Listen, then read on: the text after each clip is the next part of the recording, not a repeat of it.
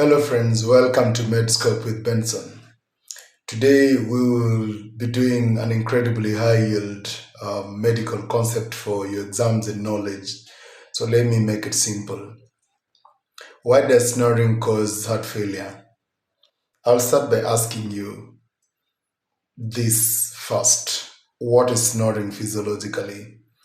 It is the partial obstruction of the upper airway, and if that obstruction becomes complete, the patient stops breathing. That obstruction is called obstructive sleep apnea, and this is where the cardiac damage begins. Now, when somebody stops breathing for 30 to 40 seconds a time, what happens to the oxygen levels? It drops. They become hypoxic. And I'll ask you, what does hypoxia do to the pulmonary vasculature? This is key because hypoxia causes pulmonary vasoconstriction. It is actually a protective mechanism. Okay?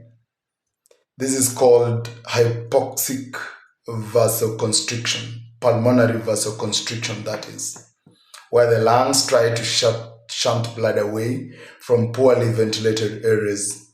But in sleep apnea, the entire lung is hypoxic. So you get diffuse vasoconstriction rather than localized vasoconstriction. If this happens hundreds of times a night, every night for years, you get chronic pulmonary hypertension. And what happens to the right ventricle when it pumps against elevated pulmonary pressures? Okay?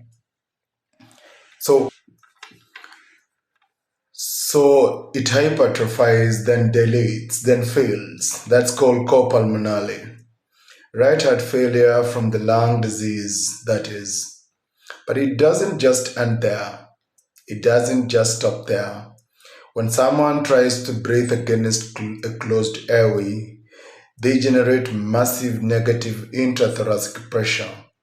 That increases left ventricular afterload plus the sympathetic surges from hypoxia, causing systemic hypertension and arrhythmias.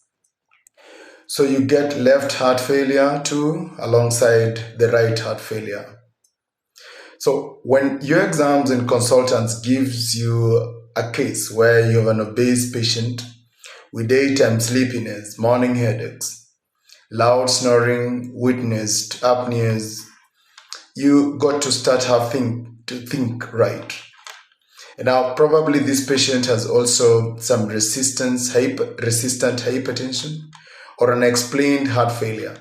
Many students will jump directly straight into ischemic cardiomyopathy. But that is not the case. The right answer is obstructive sleep apnea. So you need to do a polysomnography, okay, which is gold standard, and then put this patient on CPAP, which is actually for treatment, and it can actually reverse the cardiac issue that this particular patient has. Thank you. Stay high yield with Medscope with Benson. Please remember to like, to comment, to share, and subscribe on these videos. Until then.